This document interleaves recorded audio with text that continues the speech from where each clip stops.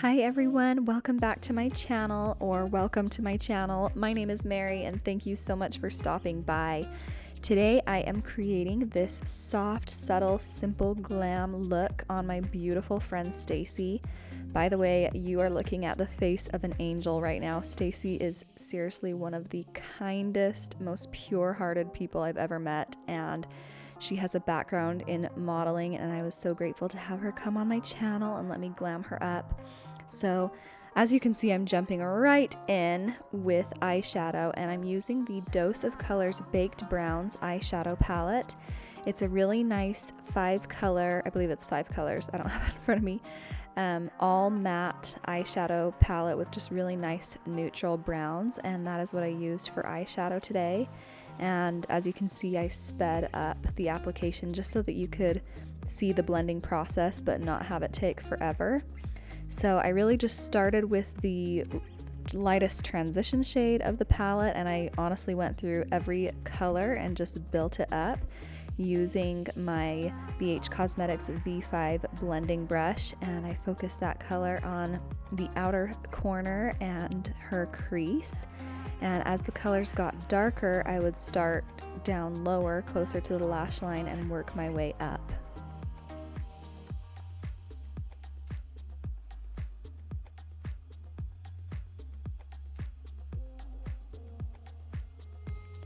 And then as you can see, as the product left my brush, I brought that color in closer to where her nose contour is going to be.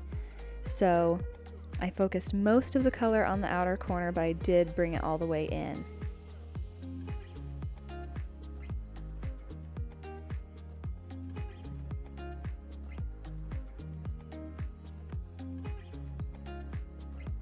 Then switching to a smaller brush, I believe this is the Morphe M, I'm not sure which one it is, I will link it. But it's a smaller fluffy brush to use the darkest brown shade in the palette. Typically the darker the eyeshadow, the smaller the brush I will switch out.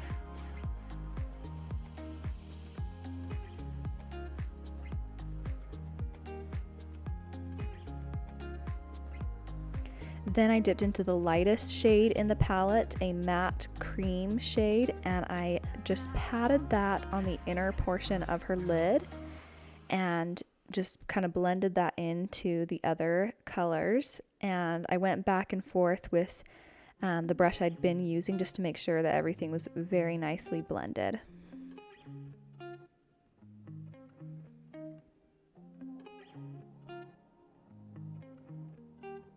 Then I grabbed that darkest brown shade in the palette and used that to line her eyes.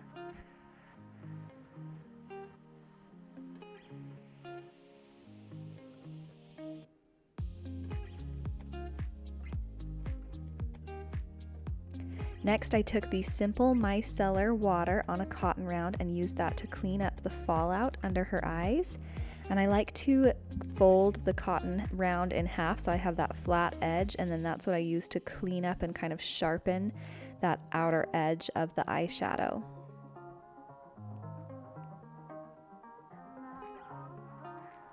Next, I curled her lashes.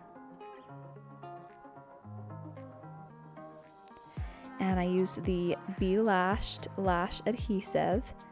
I applied some using an angled brush to the inner and outer corners of her eyes, and I also applied the glue along the whole lash band of the lash.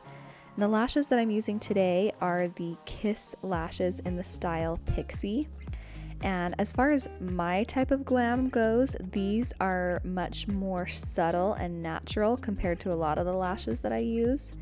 And I wanted to throw these into a tutorial just to show you a little bit more of a subtle option. These are what I use on a lot of my clients, a lot of my brides, because they definitely add that pop and really emphasize the eyes, but they're not overbearing, especially for people who aren't used to wearing lashes. They're not going to be too much. Then to prep her skin, I moisturized with the Simple Replenishing Rich Moisturizer, and then I used the Smashbox Pore Minimizing Primer, mostly in her T-zone. Then for foundation, I mixed the Huda Beauty Faux Filter Foundation with the LC Cosmetics Pearl Radiance Primer. I've talked about this on my channel before, but I hadn't demonstrated it. But this is what I love to do with that Huda foundation when I want to sheer it out a little bit and create a little bit more of a natural look, a little bit less of that intense full coverage.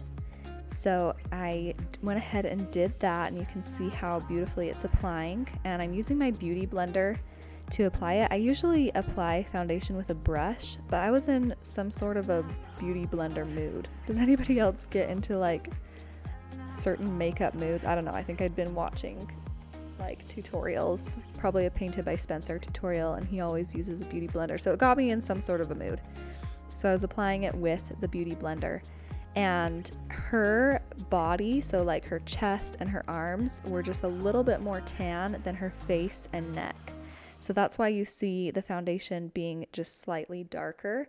And I did go ahead and bring that down the neck so that everything was cohesive.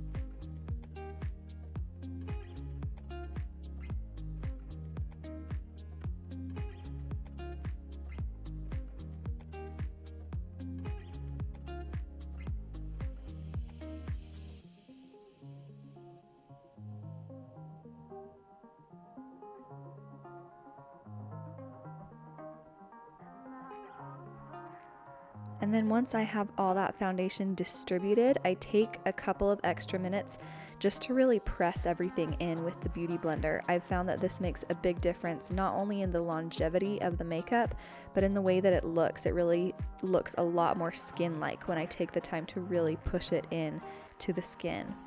Then for cream contour, I'm using the Huda Beauty Tantour in the shade Light. First, I'm starting on her forehead and basically going around the perimeters around her hairline just to create dimension and to contour a little bit.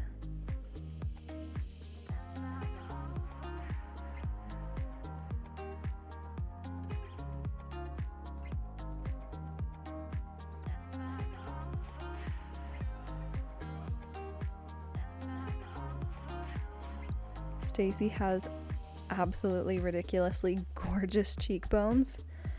Really, her bone structure is just stunning. She actually, a few years ago for Halloween, she dressed up as Maleficent, and she's really quite good at doing her own makeup, and she did just some awesome Maleficent makeup. She dressed up as like the Angelina Jolie version. Oh my gosh, she seriously looked like she had stepped out of the movie. I was dying. Anyway, I just really love her bone structure.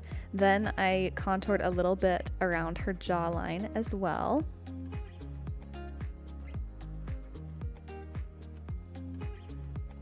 And then I even took some of that cream contour down her neck a little bit just to make sure everything was kind of matching with the face. And like I said, her body was a little bit more tan, so it was just helping bring that color down the neck so everything was matching.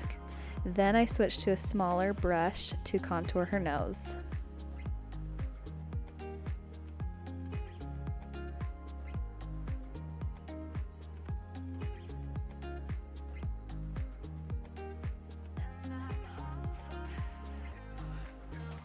I contoured a little bit under her lip as well.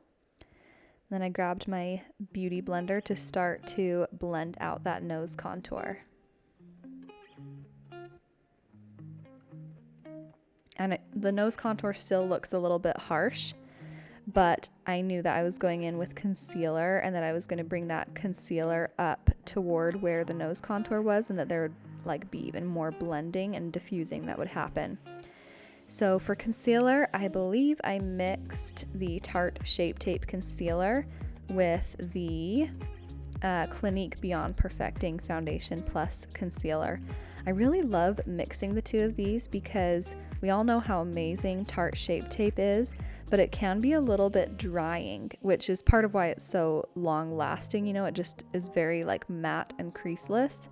But I find that when I mix it with the Clinique Beyond Perfecting Foundation Plus Concealer, you still have all that coverage that you love, but it just makes it a little bit more creamy and hydrating. And I know that Tarte just came out with a creamy formula for the Shape Tape, and I did not pick one up because I just wanted to wait and find out what my makeup artist friends and influencers who I follow had to say about it. And last night I was talking to a friend who tried it, and she said that it is a nice creamy formula, but you really miss out on that coverage that you love from Tarte Shape Tape.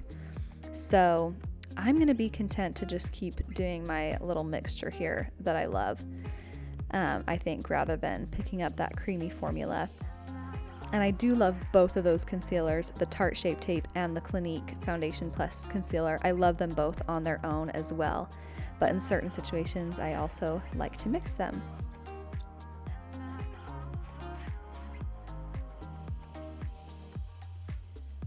I just grabbed that contour brush to kind of go over the contour again. And then you'll see that I'm blending that highlighter kind of up toward the sides of the nose contour right here.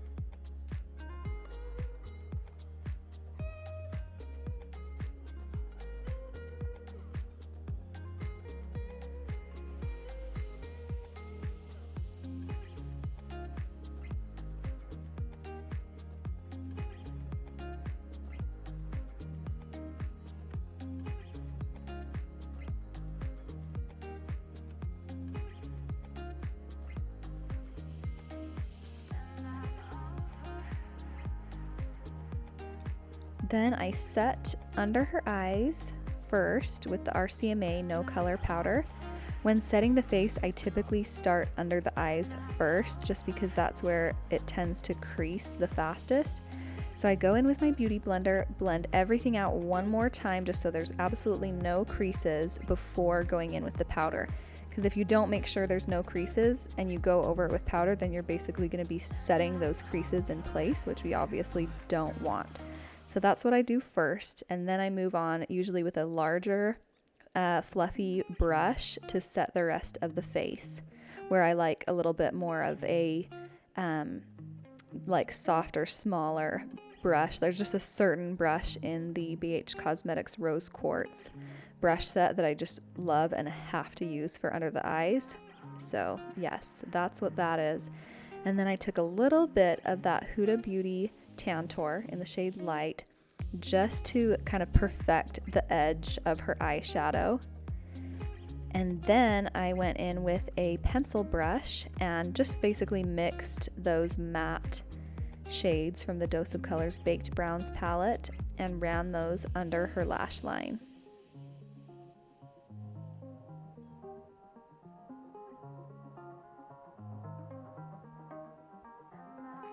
I remember when I first started learning makeup several years ago, and I honestly it had never occurred to me to put eyeshadow under your eye, and it was so mind-blowing to me. At first I was just like, what? I'm gonna look like I got punched in the face if I do that.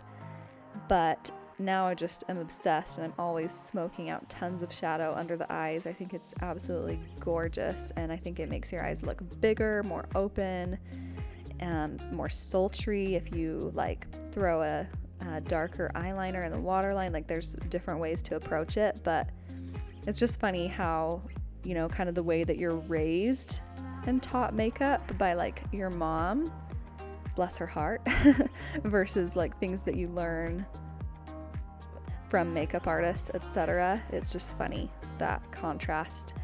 Then I use some of the Rimmel Stay Matte powder in the color Silky Beige to just go and brighten under the eyes even more. And I also find that this powder is like very pore vanishing. It just really, it's kind of like a little filter in a pan, and especially when I use it on my Beauty Blender and kind of pack it in certain areas, it's like taking the blur tool on Facetune and just like blurring certain areas of the face. So I love it for that, which by the way, I don't use the blur tool on or the smoothing tool or whatever on Facetune for my clients. I'll use it to blur the background of a picture, but I'm very passionate about not touching up or smoothing my client photos because, I mean, in the end, that's not going to do me any favors to have clients who look at my Instagram and think, wow, she can make me look that flawless, you know, beyond what's realistic or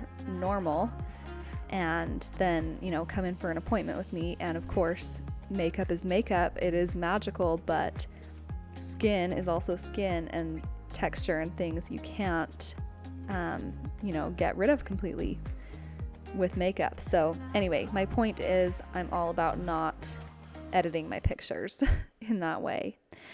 So I wanted to create some nice fluffy brows on her. So I'm using that same bar of soap that I used in my other tutorial. And I really need to go and get some actual like brow wax. I really need to do that because I'm getting more and more into these fluffy brows, and carrying around a bar of soap is not realistic really. So anyway, that's what I used though, because that's what I had. Just used it on a damp spoolie, and I find that it makes a big difference to, as you see me doing, press the brow hairs once you comb through, because if you just comb through with the soap, then the brow hairs are eventually going to just fall back down. So kind of pressing them into place is important. Then I sprayed her face with the Morphe Continuous Setting Mist, and for highlighter I used the BH Cosmetics Spotlight Highlight Palette. If you're looking for an affordable highlight option, I really enjoy this palette, so I wanted to use it in a video because it really is super nice. Not as nice as some of my other favorite high-end highlighters, but like not far behind in quality. And for the price, I think it's a great option. I also really love the second to lightest shade in it for inner corner highlight. It is like a perfect inner corner highlight. Then for blush, I used Milani Luminoso, my fave.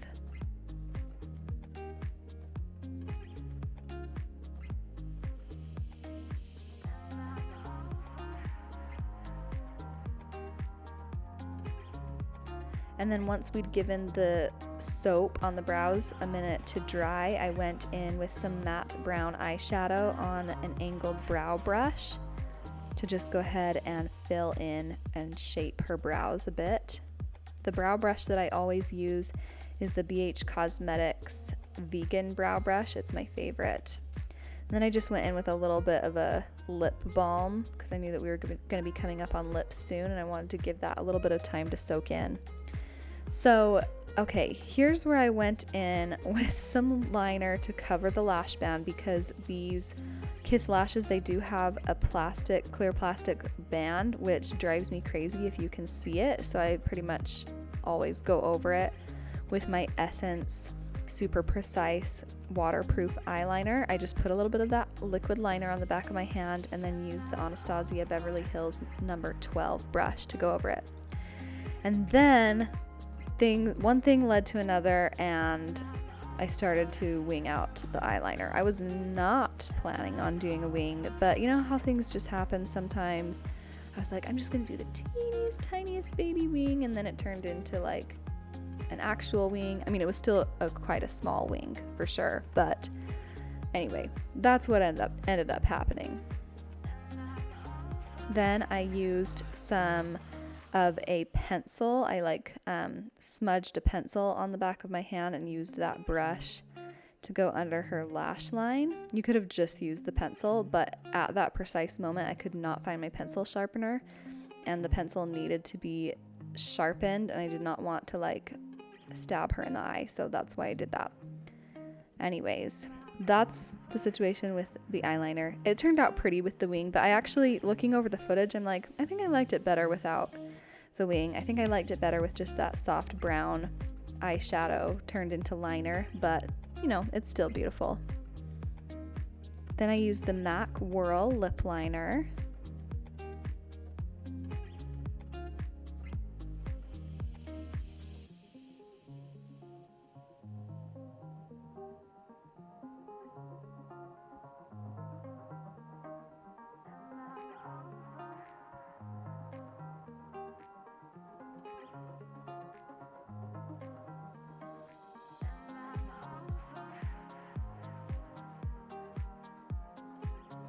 And for lipstick, I use the L'Oreal lipstick in the shade Fairest Nude. One of my favorite lipsticks. It's honestly such a pretty nude. It really has a little bit of a pinky undertone, which I love in a nude lipstick. And of course it depends on the person and their skin tone and everything, but I find it to be a very flattering shade on a lot of people with more light to medium or like light to tan skin tones. And then I went over that with the NYX Butter Gloss in the shade Madeline, which has a little bit of a brown shade to it, a brown undertone to that gloss, and so it kind of neutralized the pink a little bit of that lipstick. Then I applied mascara to her top and bottom lashes. And then I used the Hourglass Ambient Lighting palette, and I just dusted together those two lighter shades and applied it on her face just to kind of add a little bit more blurring and glow to the look. She's gorgeous before and she's beautiful after. I hope you enjoyed this soft, subtle glam look. Thank you so much for watching, and I hope you have an amazing day. Bye-bye.